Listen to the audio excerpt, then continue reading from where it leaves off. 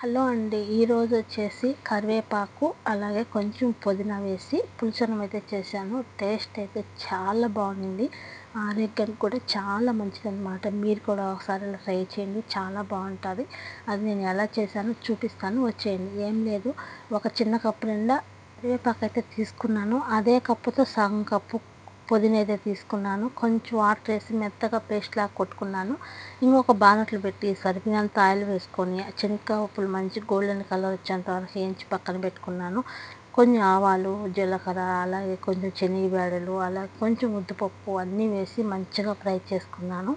Fry చేసుకున్న వాటిలోనే ఒక ఎర్రగడ్డ, కరివేపాకు, పచ్చిమిరపకాయలు, ఉప్పు, అలాగే పసుపు అన్నీ వేసి మంచిగా ఫ్రై చేసుకున్న తర్వాత మనం ఏదైతే పేస్ట్ ఉందో ఆ పేస్ట్ కూడా వేసి పచ్చివాసన పోయేంత వరకు ఉడకబెట్టుకొని ఆయిల్ అంతా ఇలా బయటకు వచ్చేలా ఉడకబెట్టుకోవాలి.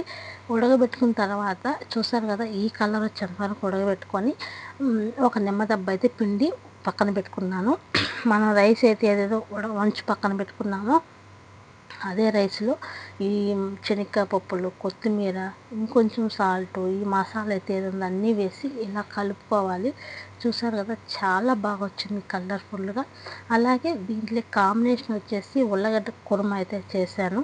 అది కూడా ఎలా చేశానో చూపిస్తాను. ఒక దబర పెట్టుకొని సరిపినంత ఆయిల్ వేసుకొని ఆవాలు, ఒట్టిమిరపకాయ, జీలకర్ర, అలాగే కరివేపాకు, ఎర్రగడ్డలు అన్నీ ఫ్రై అయిన తర్వాత టమోటాలు కూడా వేసాను. ఉప్పు, పసుపు వేసి టమోటాలు మంచిగా మగ్గిన తర్వాత ఉల్లగడ్డలు అయితే నేను ఉడకబెట్టలేదు, పప్పిటి తీసుకొని ఇలా సన్న సన్న ఉప్పులు కోసి దాంట్లోనే వేసేసాను.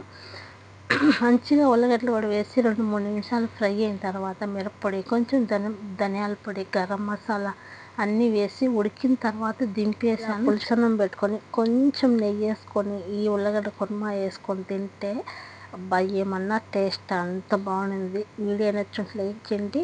మీరు కూడా ఒకసారి ట్రై చేయండి, చాలా బాగుంటుంది. పిల్లకాయలకు కానీ పెద్దలు కానీ మంచిగా తింటారు. ఆరోగ్యానికి కూడా చాలా మంచిదన్నమాట. మన వీడియో చూసిన వాళ్ళు ఎవరైనా కానీ సబ్స్క్రైబ్ చేసుకోండి, మన ఛానల్ సపోర్ట్ చేయండి. Okay, bye.